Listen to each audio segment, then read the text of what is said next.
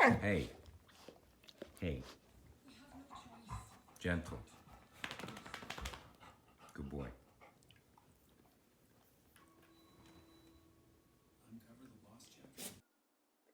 Hello everyone, and welcome back. Mike Brown here with Remax in Toronto. And today we're going to talk about the bully offer, or as it's more professionally known, the preemptive offer. How do you handle it? I'm going to try to go over 3 different likely scenarios in today's video, and hopefully it gives you the insight that you need to better understand this process and decide which way you're going to progress. So you've priced your house for a multiple offer scenario. Your property has hit the market. You've selected your offer date and the time that you want to welcome offers for presentation. And a day, 2 or 3 into your listing becoming available, you're contacted by your agent and they notify you that an agent has stepped forward with their buyer and they would like to present an offer to you in advance of that date that you've selected. You got a bully offer, a preemptive offer. So how do you handle it? Well, you should have a conversation with your agent before you go to the market, because there are basically 3 ways to approach it. You can have the agent instruct other agents on your listing in the comment for brokers that you are willing to entertain a preemptive offer. You can say that you are not willing to entertain a preemptive offer, and you can also say nothing at all, actually. So let's go over those 3 scenarios and what they generally look like.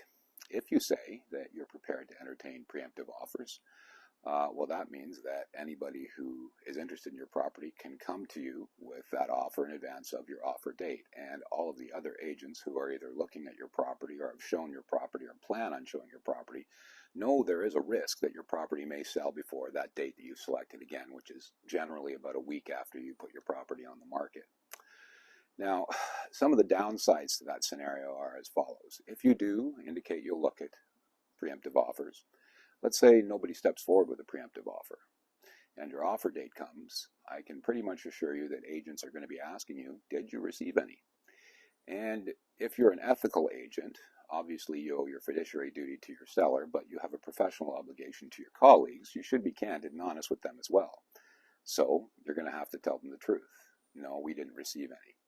And what I've found from experience is this may alter their perception of just what or how good a value your property is and how exciting is that offering price. And in turn, they may have that conversation with their buyer, and it may reshape their opinion of value on your home. So I can see that as being a potential downside. Scenario number 2, you say that you will not look at preemptive offers. Well, the risk there is that you have a buyer and an agent who show your property very early on, and for whatever reason, it's a time-sensitive situation for them. So they're unable to wait until your offer date. Well, you certainly don't want to exclude anybody, especially if they have a sense of urgency to purchase your property. So saying that you won't look at preemptive offers, potentially you could lose a buyer in a time-sensitive situation. Now, the third way to approach it is to say nothing at all. And there is a downside to this as well. However, it's very limited risk for you as the home seller, and it's sort of more of a professional liability for me as the agent or any agent that you hire to list your property for sale. And this goes as follows. There is a professional standard on how to handle this situation if you haven't indicated, and this is what I will do.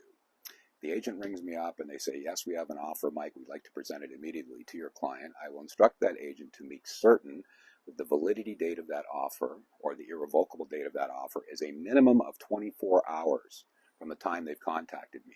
And in that period of time, we'll be planning on presenting the offer, obviously, as close to the end of that 24-hour period as possible.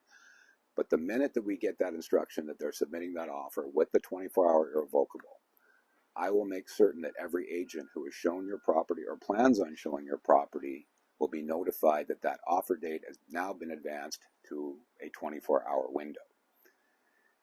If the agents are full-time and they're staying on top of their clients and the properties that their clients are interested in, they're going to get a notification from the company known as Broker Bay, which handles most of the real estate brokerages in the city of Toronto. They're showing schedules and what have you. But I'm also going to rerun your listing. So the free form for the broker's information on that listing indicates we have a preemptive offer and it will be reviewed by such and such a date, such and such a time, again, which is 24 hours after I've been notified. So any full-time agent is going to see that rerun come up in their prospect matches or get notified by Broker Bay that there has been a preemptive offer registered, and unfortunately they're going to have to hustle to deal with their client to determine whether or not they too want to come to the offer table in that advance date. Now, I can tell you, number one, that regardless of whether you say you'll look at preemptives or you won't, if your property is priced aggressively and it's presented properly, your agent's going to get a call from an agent asking if they'll look at an offer. And I have it every time I list a property for sale. Mike, are you looking at preemptives? Yes, we'll consider it. And then we go into the scheduling, updating notification that I just discussed. However, I can also tell you that there's lots of agents out there who are not in the business on a daily basis, and they will miss this notification. And when they miss this notification, I inevitably get a phone call saying, hey, Mike, you didn't say you were looking at preemptive offers on your listing. My guy was very interested in putting an offer on your property. And that's an unfortunate miss for them. But again, not every scenario is perfect. And if you're a full-time agent, you're not going to miss any updates from either Broker Bay, updates to the listing and the brokerage remarks that we are in fact looking at an offer sooner than we had planned. So again, those are the three different ways to look at preemptive offers. That's the way I handle it. No notification. I deal with it sort of as the situation arises. I find that's the most positive way to handle my client's listing when they've priced it for the multiple offer scenario.